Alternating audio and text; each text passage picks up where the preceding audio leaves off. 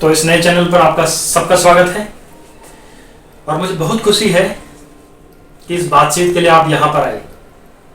सोच रहा था कि किस टॉपिक से शुरू करें। बहुत सारे सुझाव थे, मेरे मन में भी थे। अंत में तय हुआ कि कोई ऐसा टॉपिक ले जो बहुत बेसिक सा हो, जो हर व्यक्ति के लिए जरूरी हो, इसका महत्व हो। और मुझे पता नहीं कि अगर मैं सोचता हूं कि इस चैनल की शुरुआत मैंने क्यों की, इसका पर्पस क्या है। अगर एक पर्पस तय करना हो, बाकी पर्पस तो सारे होते ही हैं। प्रसिद्धि की चाह भी एक पर्पस हो सकता है, इसका सबके मन में होता है, तो मेरे मन में भी हो गई। लेकिन अगर मैं सोचूं कि इसका दरअसल एक ईमानदार पर्पस क्या है इस चैनल का, तो मुझे लगता है कि मैं अपने कंट्रीब्यूशन के तौर पर यह चाहता हूं कि हमारा समाज सोचने विचारने की प्रक्रिया में बेहतर समाज बने। हम एक सेंटिमेंटल समाज के रूप में ना हो, हम एक इंटेलेक्चुअल समाज भी तो हो। सामाजिक चर्चाओं में, विमर्शों में गहराई हो, चिंतन बेहतर हो। हम अफवाहों से क्यों बहें। इसलिए सोचा कि पहला टॉपिक क्यों ना यही रखें कि सोचा कैसे जाए, फैसले कैसे लिए जाए। मैं एक कहानी सुनाता हूं क्लास में अक्सर, पंचतंत्र की। थोड़ा बदल के सुनाता हूं। पंचतंत्र आप जानते हैं, विष्णु शर्मा का एक कहानी संकलन है प्राचीन काल का। उसमें एक ऐसी कहानी है जो हमें नॉर्मल लाइफ के बारे में, सामान्य जीवन के बारे में एक लेसन देती है, एक सीख देती है। उसमें एक कहानी का नाम था, अगर मुझे ध्यान है, मैं स्कूल में पढ़ता था, उसका नाम था पंडित की बकरी। कहानी थोड़ी सी अलग थी, मैं थोड़ा अलग करके आपको सुनाता हूं ताकि आज के परिवेश में उसका महत्व ज्यादा समझ में आए। कहानी यह है, मैं फिर बता रहा हूं, कहानी में बदल के सुना रहा हूं ताकि बाद में कोई हमला ना करे कि नहीं कहानी तो ये थी, बदल कैसे दी। उस कहानी में यह था कि एक पंडित जी एक बकरी खरीद के जा रहे हैं। 3 लोगों को लालच है कि बकरी खाएंगे हम, उनको बेवकूफ बनाने के लिए। एक ने कहा कि कुत्ता कहां ले जा रहे हो, एक ने कहा कि बकरी,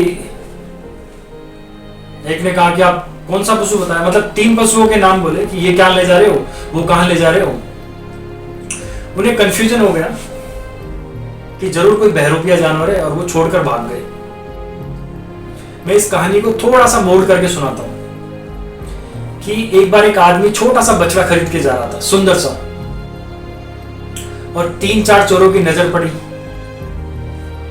उनका मन हुआ कि काश ये बछड़ा हमें मिल जाए, सस्ता मिल जाए, आधे दाम पर या उससे कम में मिल जाए, तो क्या करें। तो उन्होंने एक साजिश की। बारी बारी वो उस व्यक्ति से रास्ते में मिले। पहला एक व्यक्ति मिला, एकदम सीरियस चेहरा बनाकर।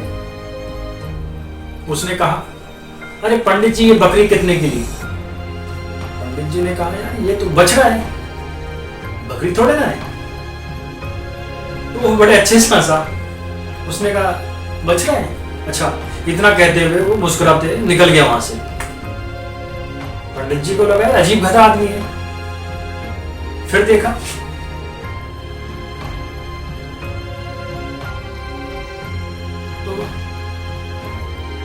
तो बड़ा है तो बछड़ा ही।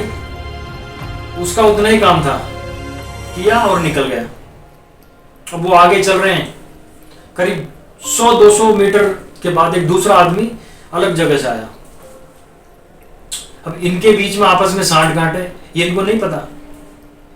दूसरा आदमी आया और आते ही बोला, वाह पंडित जी कितनी मोटी बकरी है, एकदम बछड़ा लग रही है देखने में तो।